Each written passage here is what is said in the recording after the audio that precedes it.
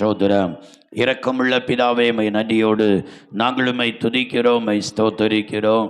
கர்த்தாவே, உம்முடைய பாதத்தில் வந்திருக்கிற உம்முடைய பிள்ளைகள் தொடர்ந்து உம்முடைய வார்த்தைக்கு காத்திருக்கிறார்கள்.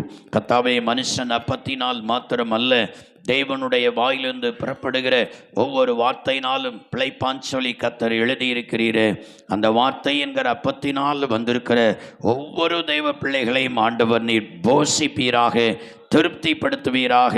கர்த்தர் ஆசீர்வதிக்கும்படியாய் ஜெபிக்கிறப்பா. கர்த்தரப்படியே செய்து நீர் ஆசீர்வதிக்கிற அன்புக்காய் ஸ்தோத்திரம்.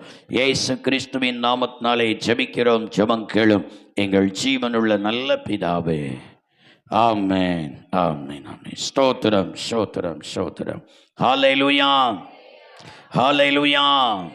கரங்களை உயர்த்தி சத்தமாய் கர்த்தரை நாம் மகிமைப்படுத்துவோம். ஹல்லேலூயா, ஸ்தோத்திரம். கர்த்தருடைய பரிசுத்தமுள்ள நாமம் மகிமைப்படுவதாக.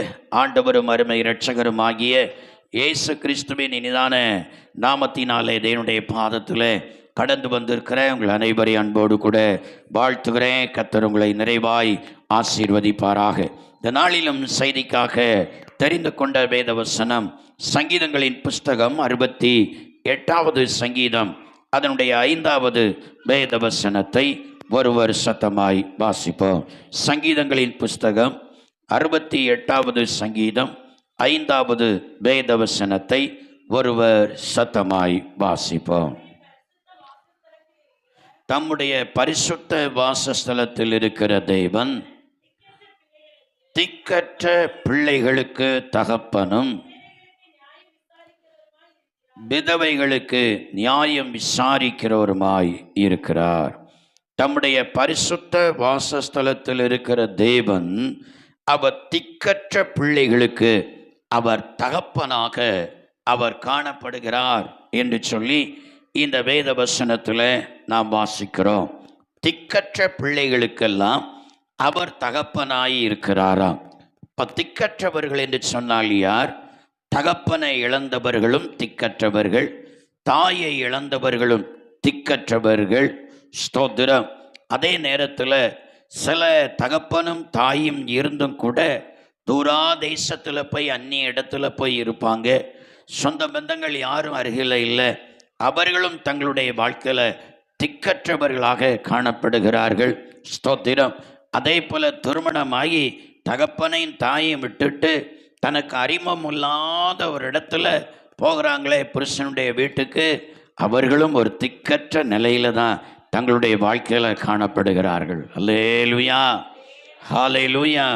தகப்பனை இழந்தவர்கள், தாயை இழந்தவர்கள், குடும்பத்தை விட்டு தூரமாய் இருக்கிறவர்கள், திருமணமாகியும் தூரமான இடத்துல போய் இருக்கிறவர்கள், தங்களுடைய வாழ்க்கையில் இன்னும் தொழிலுக்காக வேலைக்காக அந்நிய இடத்துல போய் இருக்கிறவர்கள், இவர்கள் எல்லாருமே தங்களுடைய வாழ்க்கையில் ஒரு திக்கற்ற நிலையில தான் அவர்கள் காணப்படுகிறார்கள். அப்படியானா அப்படிப்பட்ட அந்த திக்கற்ற நிலையில இன்றைக்கு இருக்கிற எல்லாருமே நாம் காணப்படுகிறோம். அல்லேலூயா. அநேகருடைய பெற்றோரெல்லாம் அவர்கள் கடந்து போய்விட்டார்கள். நம்மை திக்கற்றவர்களாக விட்டுவிட்டு நம்முடைய பெற்றோரில் அநேகர் கடந்து போய்விட்டார்கள். கர்த்தருக்கு ஸ்தோத்திரம். அநேகர் புருஷன் கடந்து போய்விட்டார், சிலருக்கு மனைவி கடந்து போய்விட்டார்கள், சிலருக்கு பிள்ளைகள் அவர்களை தன்னந்தனிமையாக விட்டுவிட்டு போய்விட்டார்கள். பல சூழ்நிலைகளுக்கு மத்தியில் நாமும் கூட இந்த நாட்களில் இந்த உலகத்தில் நாம் ஒரு திக்கற்றவர்களாக நாம் காணப்படுகிறோம். அல்லேலூயா. ஆகையினால தான் இயேசு கிறிஸ்துவே ஜனத்தை பார்த்து சொல்கிறார், நான் உங்களை திக்கற்றவர்களாக விடேன் என்று சொல்லி அவர் சொல்கிறார். உலகம் நம்மை திக்கற்றவர்களாய் விடும். பெற்றோர் ஒரு காலத்தில் நம்மை திக்கற்றவர்களாய் விடுவார்கள். புருஷனும் ஒரு நாள் திக்கற்றவர்களாக மனைவியை விட்டு விடுவார். மனைவியும் புருஷனை ஒரு நாள் திக்கற்றவர்களாய் விட்டு விடுவாங்க. சில குடும்பங்களில் சோத்திரம் பிள்ளைகள் பெற்றோரை திக்கற்றவர்களாய் பல நேரங்களில் விட்டு விடுகிறார்கள். பிள்ளைகளுக்கெல்லாம் திருமணமாகி தனியாக போயிட்டா லாஸ்டில் அந்த தாயின் தகப்பனை மட்டும் திக்கற்ற நிலையில் ஒருவர் முகத்தை ஒருவர் பார்த்துட்டு அப்படியே இருப்பாங்க. கர்த்தருக்கு ஸ்தோத்திரம். திக்கற்ற நிலையில் இருக்கிற பிள்ளைகள் இன்றைக்கு அநேகராய் நாம் காணப்படுகிறோம். ஆனால் ஆண்டவராய் கர்த்தர் சொல்லுகிறார், அந்த திக்கற்ற பிள்ளைகள் அனைவருக்குமே நான் தகப்பனாக நான் காணப்படுகிறேன். அல்லேலூயா.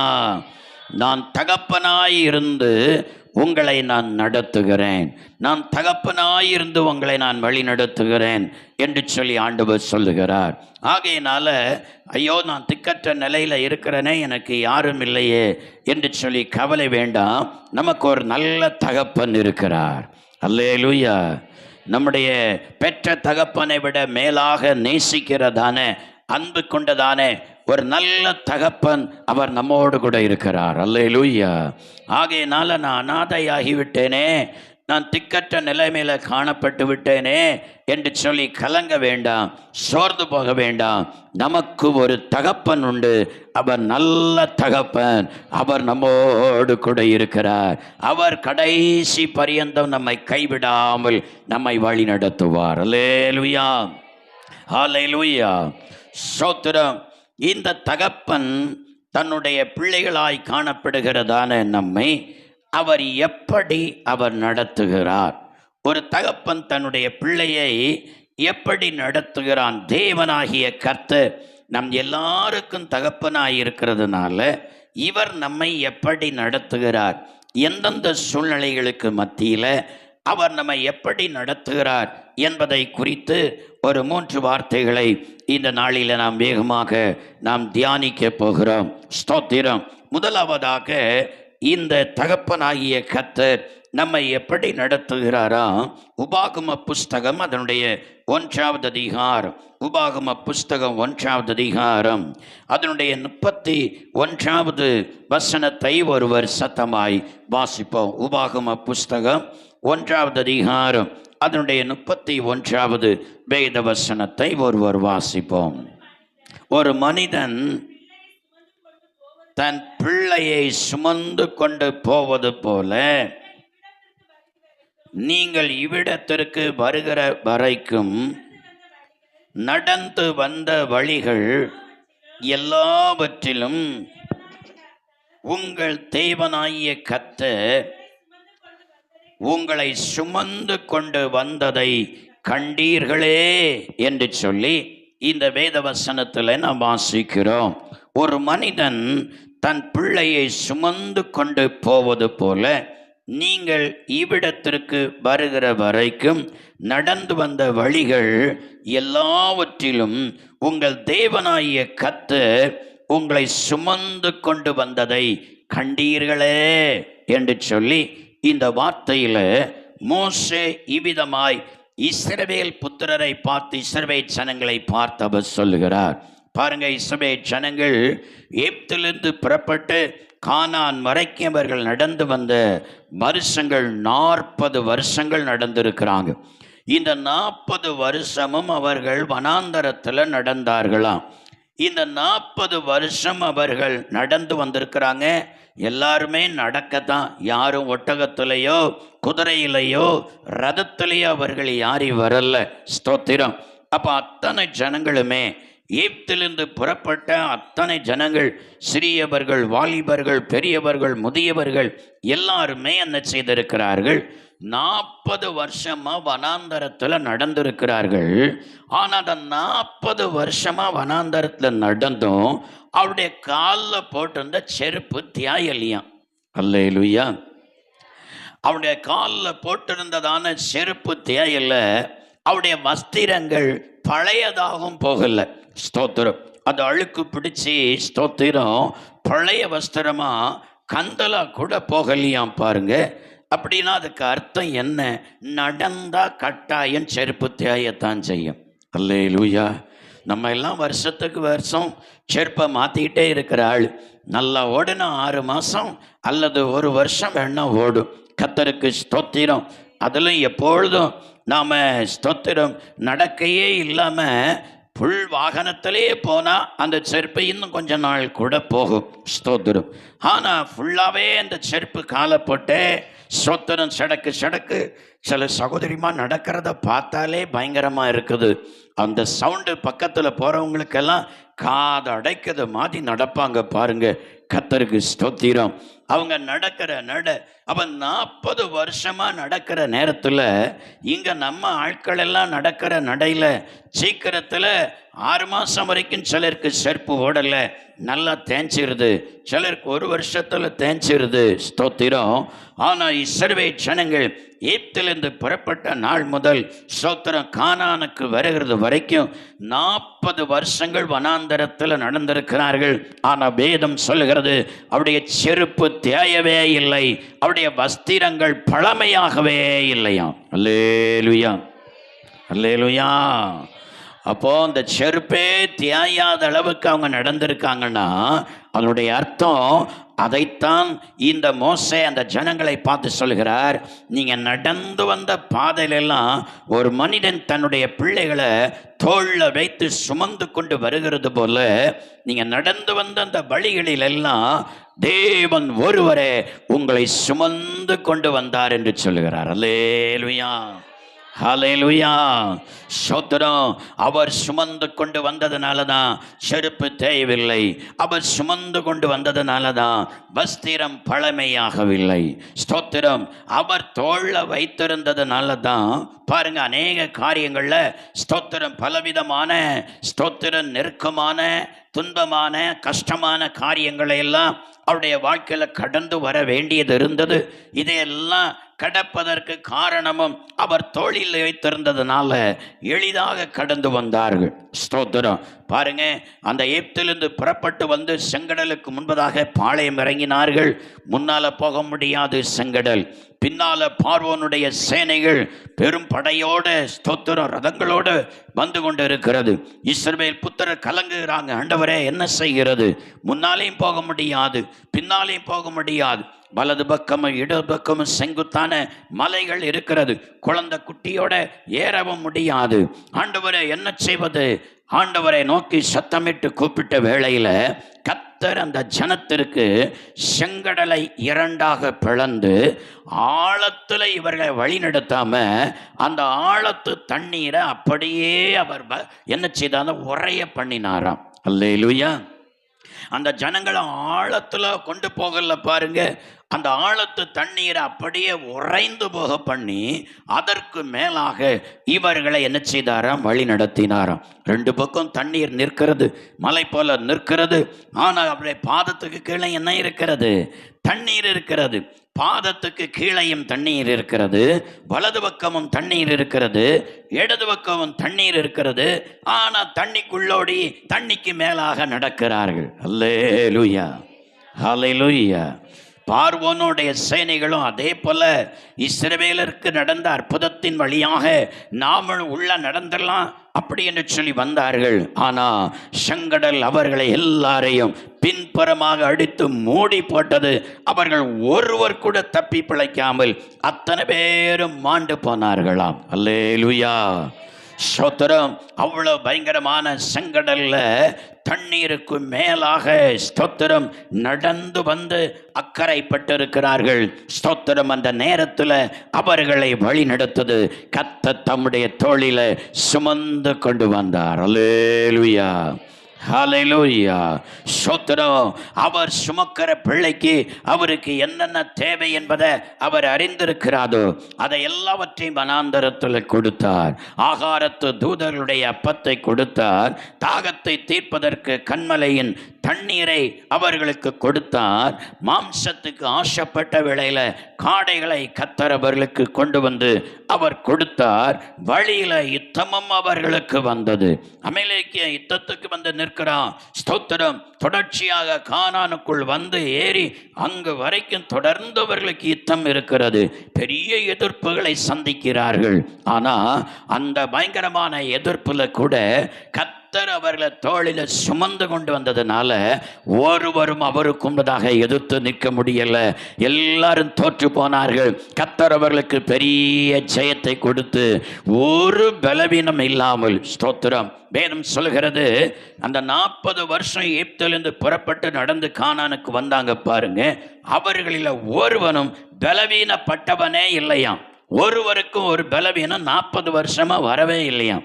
அல்லேலூயா, அல்லேலூயா, ஸ்தோத்திரம். தரையில நடந்திருந்தா கால்வலி வந்திருக்கும். ஸ்தோத்திரம். வெயில்ல நடந்திருந்தா தலைவலி வந்திருக்கும். கர்த்தருக்கு ஸ்தோத்திரம். பாருங்க, அவர்களுக்கு ஒருவருக்கும் கால்வலியும் வரல, தலைவலியும் வரல, வயிறு வலியும் வரல, இடுப்பு வலியும் வரல, குறுக்கு வலியும் வரல, ஒரு பலவீனம் இல்லை. ஸ்தோத்திரம். அப்படியே எப்படி பிரசம் புறப்பட்டார்களோ அப்படியே கானான்ல ஒரு பலவீனம் இல்லாமல் வந்து சேர்ந்தார்கள் என்று சொன்னா, அவர்களை சுமந்து கொண்டு வந்த ஒரு தகப்பன் உண்டு. அல்லேலூயா. சத்தமாய் சொல்லுவோம் அல்லேலூயா. கர்த்தருக்கு ஸ்தோத்திரம்.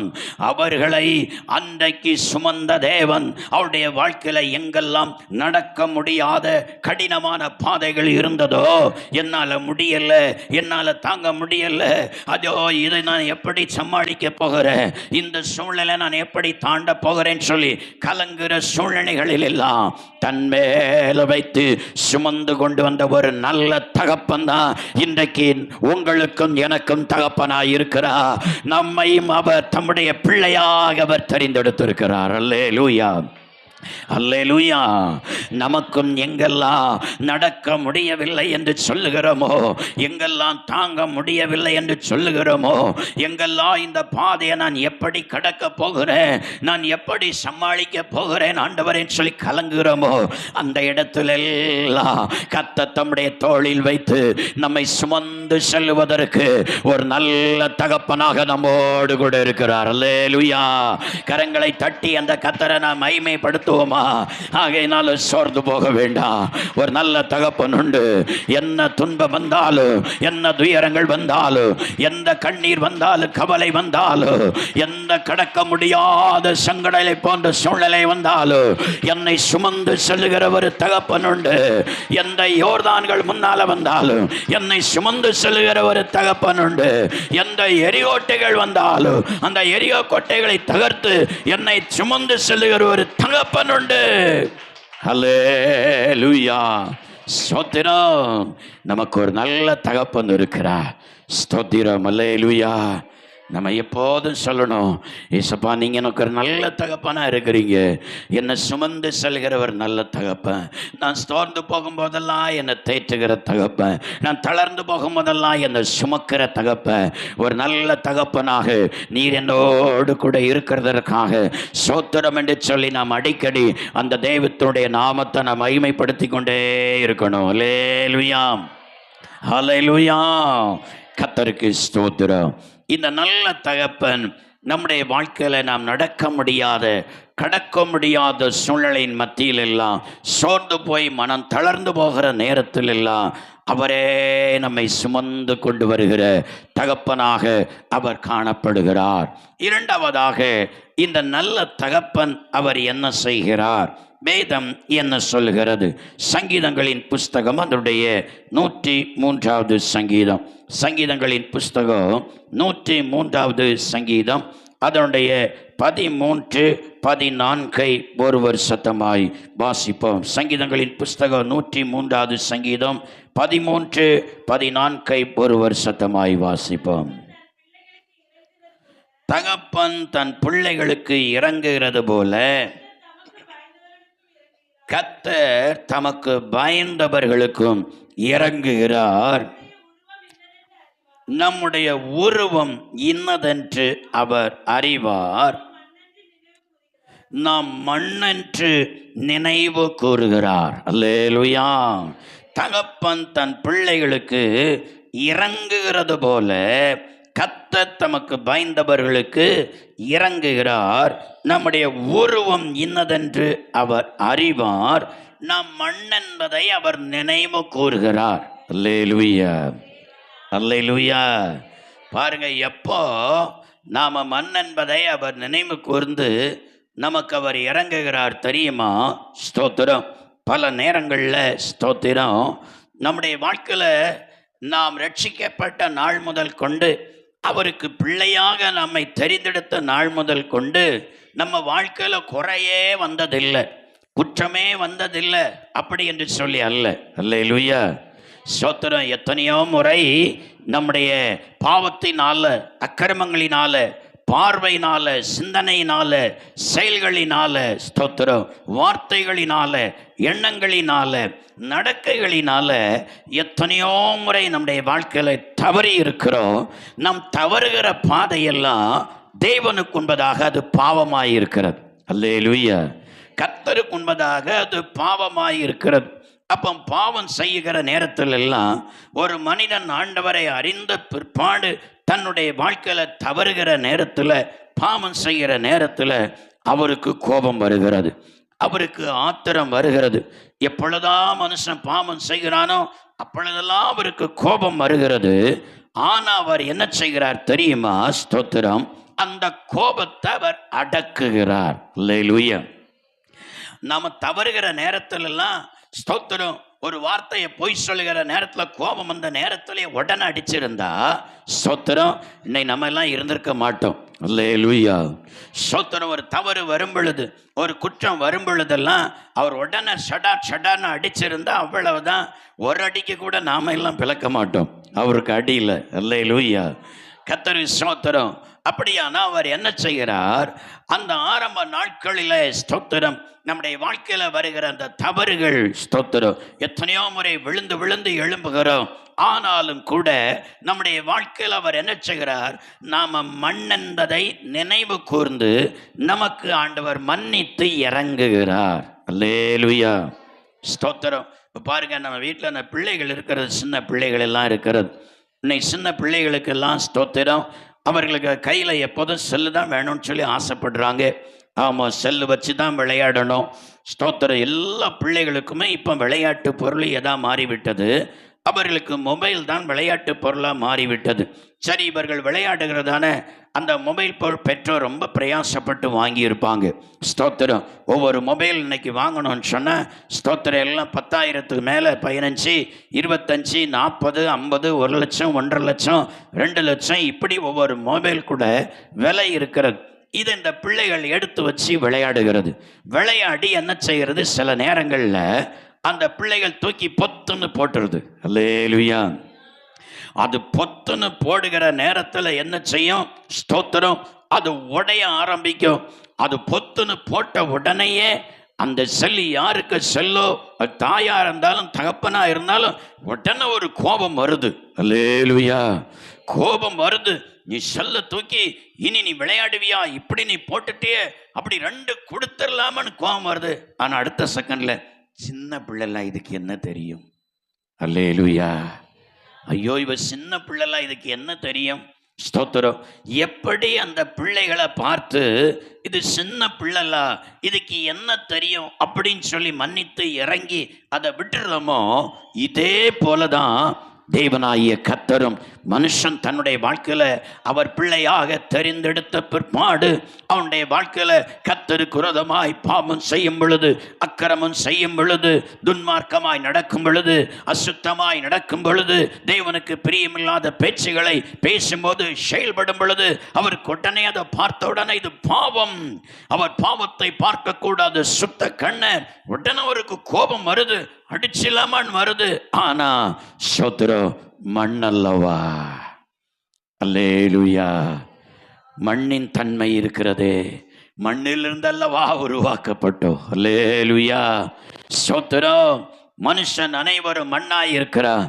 இயேசு ஒருவர் மாத்திரம்தான் விண்ணிலிருந்து வந்தவர். அல்லேலூயா. அவர் விண்ணிலிருந்து வந்தவர், நாம் அனைவரும் மண்ணிலிருந்து வந்தவர்கள். ஆகையினால நம்முடைய வாழ்க்கையில் அந்த மண்ணின் தன்மையினால தவறுகள் வருகிற நேரத்தில் அவருக்கு நம்ம மேல ஆத்திரம் வந்தாலும் கோபம் வந்தாலும் பல நேரங்களில் அதை அடக்கி கொள்ளுகிறார். மண்ணன்பவா, மண்ணல்லவா, மண்ணல்லவா, மண்ணிலிருந்துலாம் அந்த மனுஷனை உருவாக்கினேன், மண்ணிலிருந்துலாம் அந்த மனுஷனை நான் படைத்தேன். அந்த மண்ணின் தன்மை மேற்கொள்ளுகிறது, அந்த மண்ணின் தன்மை இந்த காரியத்தை செய்ய வைக்கிறது என்று சொல்லி அந்த கோபத்தை அடக்கி தண்டிப்பதற்கு பதிலாக கர்த்தர் இறங்குகிறார். அல்லேலூயா. அல்லேலூயா. ஸ்தோத்திரம்.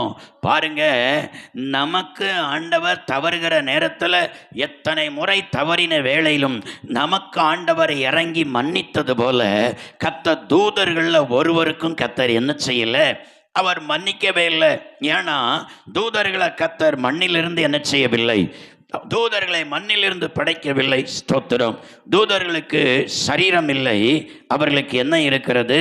ஸ்தோத்திரம். ஆவி ஆத்துமா இருக்கிறது, ஆனால் சரீரம் இல்லை. கர்த்தருக்கு ஸ்தோத்திரம். அவர்களை எல்லாம் வார்த்தையினால் கர்த்தர் அவர்களை என்ன செய்தார்? உண்டு பண்ணினார். வார்த்தையினால் தூதர்களை தேவன் வரவழைத்தால், ஆனால் மனுஷனையோ தன்னுடைய கரத்தினால மண்ணை எடுத்து கர்த்தர் என்ன செய்தார்? உருவாக்கினார். மனிதன் தவறுகிற நேரத்தில் மண் என்பதை கர்த்தர் நினைவு கூர்ந்து மனையிறங்கி அவனை மன்னிக்கிறார். ஆனால் தூதர்கள் தவறு செய்கிற நேரத்தில் அவர்களுக்கு மன்னிப்பை கொடுக்கல. அல்லேலூயா.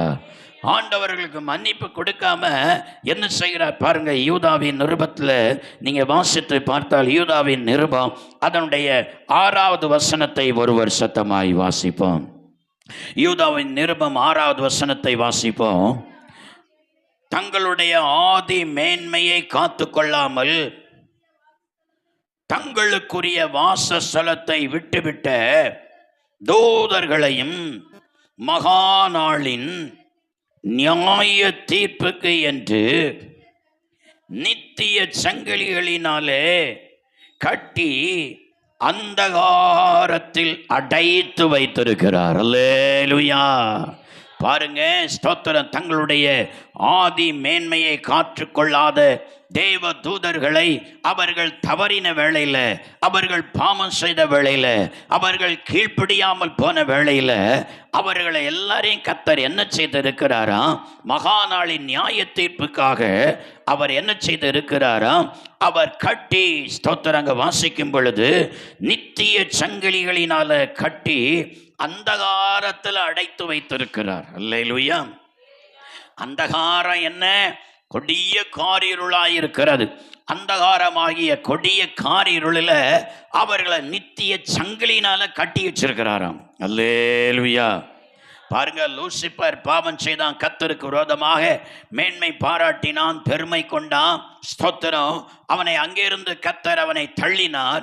ஒரு கூட்டம் பேரை கொண்டுட்டு வந்தான். 1000 வருஷம் ஆச்சு, இதுவரைக்கும் அவனுக்கும் கர்த்தர் மன்னிப்பு கொடுக்கவும் இல்லை. அல்லேலூயா. அல்லேலூயா. கர்த்தருக்கு ஸ்தோத்திரம். ஸ்தோத்திரம். ஆனா மனிதர்களோ அதை விட 1000 மடங்கு பாவம் செய்திருக்கிறார்கள். 1000 மடங்கு, கோடி மடங்கு. வாழ்நாள் அவர்கள் செய்த பாவம் எல்லாம் கோடி கோடியாய் இருக்கிறது. கர்த்தருக்கு ஸ்தோத்திரம்.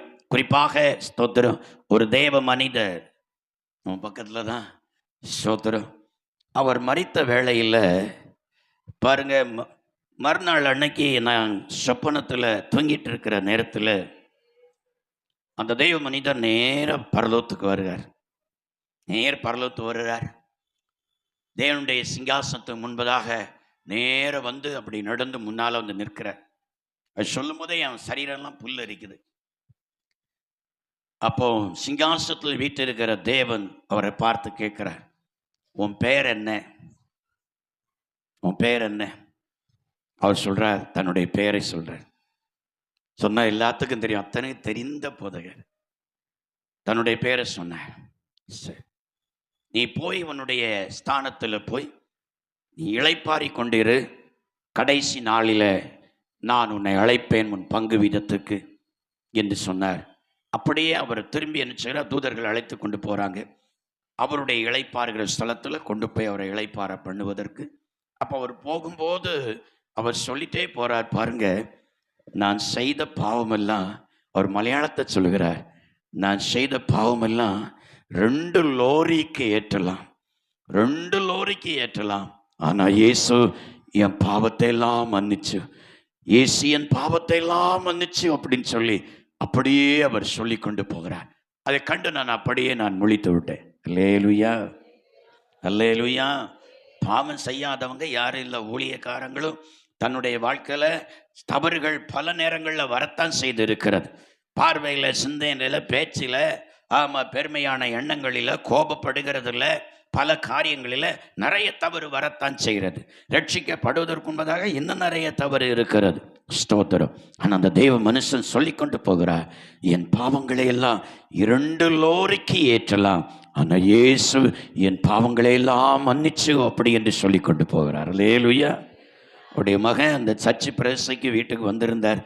அழைப்புதலை தர வந்த வேளையில் நான் சொன்னேன், உங்கள் அப்பாவை குறித்து நான் இப்படி கண்டேன் பாஸ்டர், இப்படி பரலோகத்துக்கு போனதை கண்டேன், தேவனுக்கு உண்பதாக ஸ்தோத்திரம், அவருடைய பெயர் என்ன அப்படின்னு சொல்லி கேட்டார். அதுக்கப்புறம் நினச்சேன், அப்படியானா இவனுடைய ஆதி பெயர் வேற, ஹிந்து மார்க்கத்திலேருந்து அவர் ரட்சிக்கப்பட்டு ஆண்டவருக்கு ஊழியத்துக்காக வந்திருந்தார்.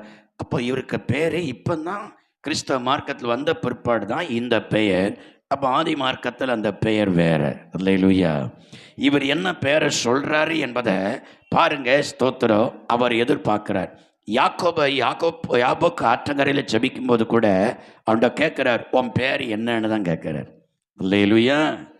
பாருங்க, ஒரு மனுஷன் பிறப்பதற்கு முன்பதாகவே பெயரிட்டு அழைக்கப்படுகிறான்னு சொல்லி பைபிள் சொல்லுது. அல்லேலூயா. ஒரு மனுஷன் பிறக்கதற்கு முன்பதாகவே அந்த மனுஷனுக்கு என்ன பெயர் என்பதை பரலோகத்திலேயே அவர் பெயரிட்டு அழைத்தாச்சான். அல்லேலூயா. அது பிற்பாடு தான் நாம் அங்கே குழந்தை பிறந்த பிற்பாடு ஆமாம் 1008 பேரை தேடி அப்பாவுக்கு பேரில் 2 எழுத்து, அம்மாவுக்கு பேரில் 2 எழுத்து, தாத்தாவுக்கு பேரில் 1 எழுத்து, இப்படின்னு சொல்லியெல்லாம் சேர்க்குறோம். நீங்கள் இப்படியெல்லாம் சேர்த்து இப்படி தான் ஒரு அர்த்தம் இல்லாத பேரை வைப்பீங்கன்னு சொல்லி ஏற்கனவே அங்கே பேரிட்டாச்சு அவர். அல்லேலூயா. சிலர் அவருக்கு சரியில்லாத பேருன்னா அவரே பேரை மாற்றி விடுகிறார். அல்லேலூயா. கர்த்தருக்கு ஸ்தோத்திரம். அப்போ பேர் தெரியாதா? யாக்கோபை பார்த்து கேட்கிறா, உன் பேர் என்ன? அல்லேலூயா. ஸ்தோத்திரம். பாருங்க, அதே போல அந்த தேவனுடைய தாசனத்தில் அவர் கேட்டார், உன் பேர் என்ன? அவர் பாருங்க, ஸ்தோத்திரம், கர்த்தருக்குள் வந்த பிற்பாடு அந்த பேரை சொன்னார். அது பிற்பாடு தான் நான் நினச்சேன், ஐயோ என் மகன்கிட்ட கேட்டோம் இல்லையே, அப்பாவுக்கு பேர் முன்னால் என்ன பேர் அப்படின்னு சொல்லி கேட்டோம் இல்லையே. கர்த்தருக்கு ஸ்தோத்திரம். அல்லேலூயா.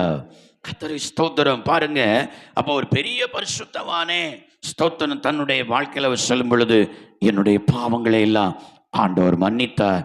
அது 2 லாரிக்கு ஏற்றலாம், அவ்வளவு பாவங்கள் என்னுடைய ஜீவியத்தில் காணப்பட்டதுன்னு சொன்னார். அல்லேலூயா. ஹல்லேலூயா. பாருங்க, ஸ்தோத்திரம். நம்முடைய வாழ்க்கையிலெல்லாம் 2 லாரியா? எத்தனையோ லாரிக்கு ஏற்றலாம் நம்முடைய வாழ்க்கையில் பாவங்கள். ஆனால் இயேசு கிறிஸ்து நம்ம மேலே இறங்கி இறங்கி இறங்கி தம்முடைய இரக்கத்தினால், ஐயோ மண்ணல்லவா நான் படைத்த மனுஷன் அல்லவா, மண்ணல்லவா என்று சொல்லி கர்த்தர் நம்ம மேலே மனம் இறங்கி நம்முடைய பாவங்களை எல்லாம் அவர் மன்னித்திருக்கிறார். கரங்களை தட்டி கர்த்தரை நாம் மகிமைப்படுத்துவோமே. அல்லேலூயா. ஹல்லேலூயா. ஆனால் தூதர்கள் தவறின வேளையில், தூதர்கள் கீழ்ப்படியாமல் போன வேளையில், தூதர்கள் மேன்மை பாராட்டி பெருமையான எண்ணம் கொண்ட வேளையில் அவர்களை கர்த்தர் இனி அவருடைய சமூகத்திலேயே நிற்காதபடிக்கு கர்த்தர் அவர்களை நித்திய சங்கிலிகளினால கட்டி அந்தகாரத்தில் அடைத்து வைத்திருக்கிறார் நியாய தீர்ப்புக்காக. அல்லேலூயா. ஆகையினால தான் பைபிளில் சொல்லி நம்மை தூதர்களை பார்க்கலும் விசேஷமானவர்களாய் கர்த்தர் படைத்திருக்கிறார். அல்லேலூயா. ஹல்லேலூயா. கர்த்தருக்கு ஸ்தோத்திரம். அவருடைய இரக்கத்தை பாருங்க. மனிதர்களாகிய நம்ம மேலே தேவன் காட்டின இரக்கம், நம் மேல் ஆண்டவர் காட்டின அன்பு எவ்வளவு பெரியவர் அன்பாய் இருக்கிறது. நமக்கு அவர் தகப்பனாய் இருக்கிறதுனாலும் நம்மை அவருடைய பிள்ளையாக அவர் தெரிந்தெடுத்ததுனால தான் ஒரு தகப்பன் தன் பிள்ளையை என்ன தவறு செய்தாலும் அவனை மன்னித்து மன்னித்து மன்னித்து மன்னித்து மன்னித்து இறங்குறது போல தெய்வனாகிய கர்த்தர் நமக்கு ஒரு நல்ல தகப்பனாய் இருந்து நாம் செய்த பாவத்திற்கு தக்கபடி, அக்கிரமத்துக்கு தக்கபடி நம்மை தண்டித்து நம்மை கொண்டு போடாமல் அந்த நல்ல தகப்ப நம்மை மன்னித்து மன்னித்து நம்மை இறங்கி நம் மேலே இறங்கி இறங்கி இன்னும் நம்முடைய வாழ்க்கையில் என்னென்ன தேவையோ, என்னென்ன கேட்கிறோமோ, அக்கிரமம் செய்த பாவம் செய்த நம்முடைய வாழ்க்கையில் நாம் ஆண்டவருக்கு சங்கத்தில் போய் கேட்கும் போதெல்லாம் மன இறங்கி கர்த்தர் நமக்கு அற்புதத்தை செய்கிறார். அல்லேலூயா. நியாயாதிபதிகளின் புஸ்தகத்தை நீங்கள் வாசித்து பார்த்தீங்கன்னா, இஸ்ரவேல் ஜனங்கள் எத்தனையோ முறை கர்த்தரை விட்டு தூரமானார்கள், எத்தனையோ முறை பாவம் செய்தார்கள். ஆனாலும் தங்களுடைய வாழ்க்கையில் நெருக்கம் உண்டான வேளையில், சத்துருக்கள் அவர்களுக்கு விரோதமாக செயல்பட்ட வேளையிலெல்லாம் அவர்கள் மறுபடியும் ஆண்டவருக்கு சங்கத்தில் வந்து மன்னிப்பு கேட்டு மனம் மாறுகிற நேரத்தில் அந்த நல்ல தகப்பன் மறுபடியும் அவர்களை மன்னித்து அவருடைய சத்துருக்களின் கரத்திலிருந்தெல்லாம் அவர்களை நீங்களாக்கி விடுவித்தாராம். அல்லேலூயா. சத்தமாய் சொல்லுவோம். அல்லேலூயா. அவர் ஒரு நல்ல தகப்பனாக நம்மோடு கூட இருந்து நம்முடைய வாழ்க்கையில் அவர் இறங்கி நம்முடைய குற்றங்களை மன்னித்து இரக்கம் செய்து செய்து செய்து நன்மைகளை செய்து கொண்டே இருக்கிறார். கரங்களை தட்டி சத்தமாய் கர்த்தரை மகிமைப்படுத்துவோமா? ஹல்லேலூயா, ஸ்தோத்திரம். தாய் போல தேற்றி தந்தை போல ஆற்றி தோள் மீது சுமந்திடும் எங்கேசையா. தாய் போல தேற்றி தந்தை போல ஆற்றி தோள் மீது சுமந்திடும் எங்கேசையா. உண்மை போல புரிந்து கொள்ள யாரும் இல்லையே, உண்மை போல அரவணைக்கு யாரும் இல்லையே, உண்மை போல புரிந்து கொள்ள யாரும் இல்லையே, உண்மை போல அரவணைக்கு யாரும் இல்லையே. நீ போதும் என் வாழ்விலே ஏசையா, நீ போதும் என் வாழ்விலே, நீ போதும் என் வாழ்விலே ஏசையா, நீ போதும் என் வாழ்விலே. மலை போல துன்பம் என்னை சூழும் போது அதை பனி போல உருகிட செய்பவரே. மலை போல துன்பம் என்னை சூழும் போது அதை பனி போல உருகிட செய்பவரே. கண்மணி போல என்னை காப்பவரே, உள்ளங்கை பொறித்தென்னை நினைப்பவரே. கண்மணி போல என்னை காப்பவரே, உள்ளங்கை பொறித்தென்னை நினைப்பவரே. நீ போதும் என் வாழ்விலே ஏசையா, நீ போதும் என் வாழ்விலே. பலவீன நேரம் என் கிருபை உனக்கு போதும், பலவீனத்தில் என் பலன் தருவேன் என்றே. பலவீன எல்லாரும் சொல்லுவோம். என் கிருபை உனக்கு போதும், உன் எத்தனை முறை நம்முடைய பலவீனத்தில் நமக்கு இறங்கினார், எத்தனை சோதனையில நமக்கு இறங்கினார், நம்மோடு கூட வந்தார். எத்தனை முறை அவர் வேதனைப்படுத்தின பொழுது நம்மை விட்டு விலகாமல் துணை நின்று பாதுகாத்தாரே. ஒரு நிழலை போல நம்மை விட்டு பிரியாமல் வந்தாரே. அவர் இரக்கமுள்ள ஒரு தகப்பன், நமக்கு இறங்குகிற ஒரு நல்ல தகப்பன். அவர் நம்மை விட்டு விலகுவதில்லை, அவர் நம்மை விட்டு ஒருபோதும் விலகி போகிறதில்லை, நம்மை கைவிடுகிறதில்லை. நீ போதும் என் வாழ்விலே ஏசையா, நீ போதும் என் வாழ்விலே. தாய் போல பாசம், தாய் போல பாசம், தந்தை போல நேசம், ஒரு தோழன் போல புரிந்து கொள்ள. தாய் போல பாசம் உள்ளவர், தந்தை போல நேசம் உள்ளவர், ஒரு தோழனை போல நம்மை புரிந்து கொள்ளுகிற ஒரு நல்ல தகப்பன் அவர். புரிந்து கொண்டதும் யாரும் இல்லையே, உன்னை போல அரவணைப்பதும் யாரும் இல்லையே, உன்னை போல புரிந்து கொண்டதும் யாரும் இல்லையே, உன்னை போல அரவணைப்பதும் யாரும் இல்லையே.